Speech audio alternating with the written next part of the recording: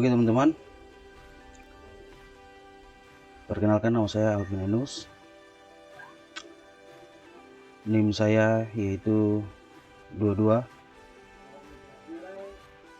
0102 024. Saya dari prodi Sistem Informasi 1A. Saya berkuliah di ITB Stikom Ambon.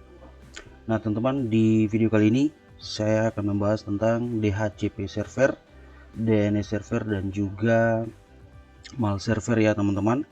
Nah, apa itu DHCP server? Nah, DHCP server itu merupakan salah satu service server yang digunakan untuk mengalokasikan IP address ke klien dalam suatu jaringan ya teman-teman. Nah, di sini kita akan mulai dulu untuk ke DHCP servernya ya. Nah teman-teman, untuk membuat simulator untuk IP configuration DHCP server ini ya teman-teman, di sini saya akan menggunakan device yang dipakai di sini yaitu server ya teman-teman. Nah seperti ini, dan juga untuk switchnya juga di sini saya memakai switch 2950/24 ya teman-teman ya. Dan juga ya teman-teman, di sini saya juga menggunakan ya untuk device-nya saya menggunakan PC ya, dan juga laptop ya teman-teman. Nah untuk servernya ini ya nanti sini saya ganti nama saja ya teman-teman. Saya tidak ganti nama, tapi saya menambahkan saja di sini saya taruh Stikom ya teman-teman, seperti itu biar lebih enak aja ya. Mungkin untuk teman-teman lain mau ganti nama yang lain bebas. Nah untuk PC ya, yang pertama ini sini saya akan ganti nama juga sebagai PC klien 1 ya. Seperti ini, klien 1 ya teman-teman. Nah untuk yang laptop juga saya ganti juga ya teman-teman. Di sini saya ganti dengan klien 2 ya, klien 2 ya teman-teman. Nah untuk menghubungkan dari server ke switch terus ke PC klien 1 dan juga klien 2 ya teman-teman, di sini saya menggunakan kabel strike ya. Nah kabel strike ini dari server menggunakan Fasternet ya ke switch ya, dan juga dari switch saya juga menggunakan ke PC klien 1 ya teman-teman, menggunakan Fasternet juga, dan juga dari switch ke klien 2 ya teman-teman. Nah inilah bentuk topologinya ya teman-teman. Oke teman-teman, nah kalau untuk PC ke sesama PC ya, itu menggunakan crossover, tapi di sini saya hanya menggunakan kabel strike ya teman-teman, seperti ini ya bentukannya. Nah untuk mengkonfigurasi DHCP servernya, di sini kita masuk dari server ya, server Stikom ini kita masuk ke desktop. Nah kita langsung ke IP configuration. Di sini saya menggunakan IP addressnya itu 192.168.10.1 ya teman-teman. Nah nanti untuk subnet masknya itu secara otomatis ya teman-teman. Nah seperti ini, dan juga default gateway-nya ini saya ganti juga ya teman-teman, menggunakan IP address juga seperti di atas, yaitu 192.168.10.1 ya teman-teman. Nah juga untuk DNS servernya juga pun sama ya teman-teman. Di sini juga saya menggunakan IP address yang sama, yaitu 192.168.10.1 ya teman-teman. Nah setelah itu teman-teman, kita langsung masuk aja ke service ya. Nah service itu untuk mengaktifkan DHCP servernya ini kita masuk ke ini, ada icon di sini ya DHCP. Nah setelah itu ya teman-teman, sebelum untuk kita melanjutkan ya ke lain yang ini seperti default gateway dan server dan juga start IP addressnya ini, nanti di bagian belakang kita juga ganti ya teman-teman. Untuk itu kita aktifkan dulu nih fasternetnya dulu ya, yaitu untuk service ini kita kasih on. Ini kan dalam posisi off ya teman-teman, tetapi kita harus kasih on biar dia terconnect. Nah untuk default gateway-nya ini ya teman-teman, kita masukkan juga dengan yang tadi IP address yang sama juga, yaitu 192.168.10.1 ya teman-teman. Nah untuk DNS servernya juga ya teman-teman, kita juga masukkan IP address yang sama, yaitu 192.168.10.1 ya teman-teman. Nah teman-teman, untuk start IP addressnya ini kan di belakangnya 0 ya teman-teman. Bebas teman-teman mau pakai 1 atau 2 atau 3 atau seterusnya, tetapi di sini saya menggunakan angka 11 ya teman-teman. Nah setelah sudah seperti ini ya teman-teman, kita save ya biar dia tersimpan. Oke teman-teman, dan langkah berikutnya itu ya kita kasih close saja. Kita masuk pada PC client 1 ini ya teman-teman. Nah kita itu masuk langsung ke desktop, lalu kita IP configuration ya teman-teman. Nah di sini untuk IP configurationnya itu nanti secara otomatis ini kan masih di statis ya, kita pindahkan ke DHCP, nanti secara otomatis dia akan muncul sini 11. Nah untuk yang nanti untuk client 2 juga kita lakukan hal yang sama seperti ini ya teman-teman. Nah itu juga kita masuk ke desktop dan juga IP configuration kita pindahkan dari static ke DHCP ya teman-teman, seperti ini. Nah di sini untuk klien kedua ya, PC klien kedua ini nanti munculnya 12 ya, seperti ini ya teman-teman. Oke teman-teman, setelah itu kita close dan kita lihat apakah sudah terhubung semuanya itu dengan cara nih teman-teman, kita ke klien PC klien 1, terus kita ke command prompt, kita buktikan ya teman-teman apakah sudah berhasil terhubung semuanya itu ya, dengan cara masukkan di sini ping ya teman-teman, di sini ping, terus kita masukkan lagi untuk DNS-nya itu DHCP IP address-nya itu ya teman-teman. Di sini kita masukkan dengan IP address yang sama, yaitu 192.168.10.1 ya teman-teman. Nah setelah itu apakah kita lihat sudah berhasil terhubung dan kita tes ya teman-teman, dan ternyata sudah berhasil ya untuk command prompt-nya ini sudah berhasil. Setelah itu kita close ya teman-teman. Nah langkah selanjutnya itu kita masuk lagi ke klien 2 ya, PC klien 2 ini kita masuk, terus kita ke ini ya teman-teman. Tapi sebelum itu kita periksa dulu servernya untuk DNS-nya nih ya teman-teman. Nah sekarang kita ini masuk pada DNS server ya teman-teman. Setelah DNS server ini kan masih posisi off ya. Nah ini kita masuk juga ada klik tombol on, kita klik dan juga kita masukkan ya. Untuk domain, nama domainnya itu ya di sini saya menggunakan nama sticom.ac.id ya teman-teman. Nah seperti itu. Untuk type-nya record tetap ya. Nah untuk addressnya itu kita masih masukkan juga 192.168.10.1 ya teman-teman, biar terkonek ya juga ya. Setelah itu ini teman-teman kita add.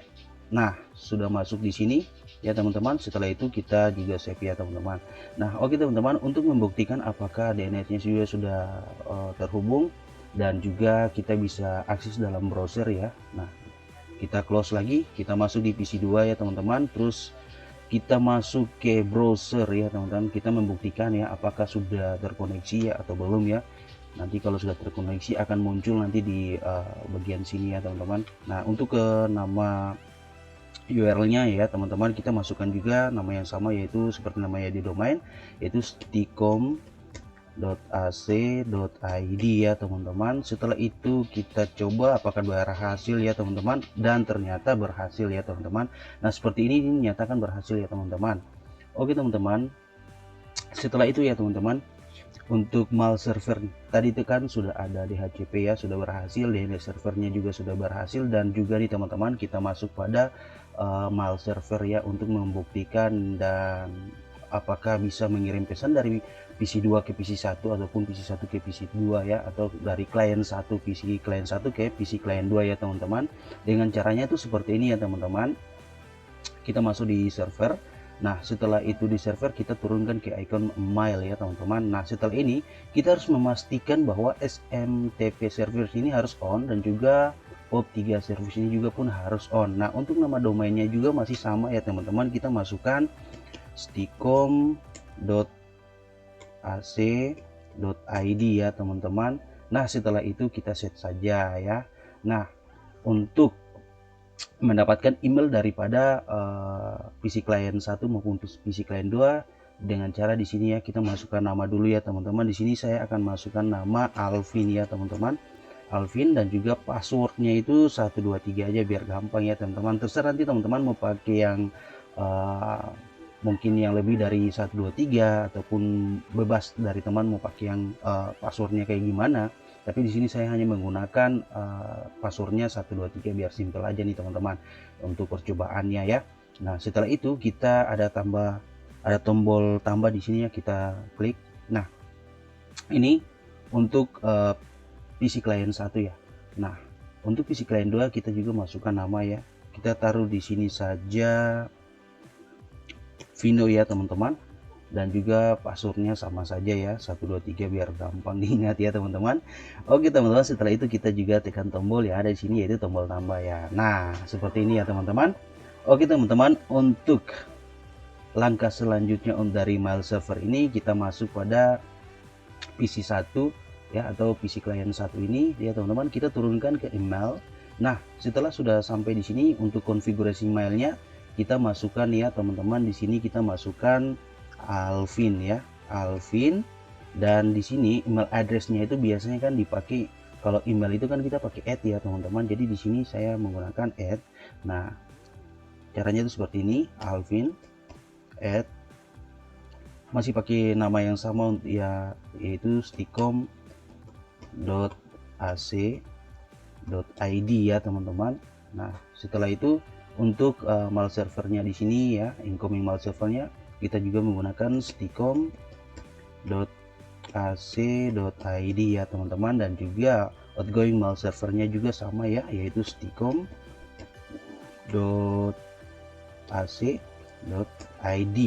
Oke teman-teman.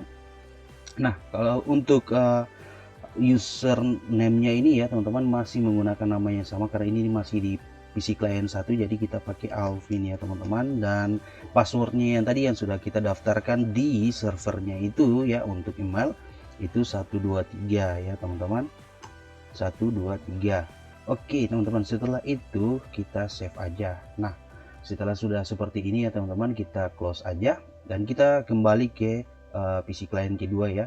Kita lakukan hal yang sama seperti PC klien 1 ya teman-teman, masuk ke mail ya teman-teman. Jadi PC klien 2 kita turunkan ke email seperti ini, dan kita lakukan registrasinya juga. Untuk konfigurasi mailnya juga seperti ini ya teman-teman.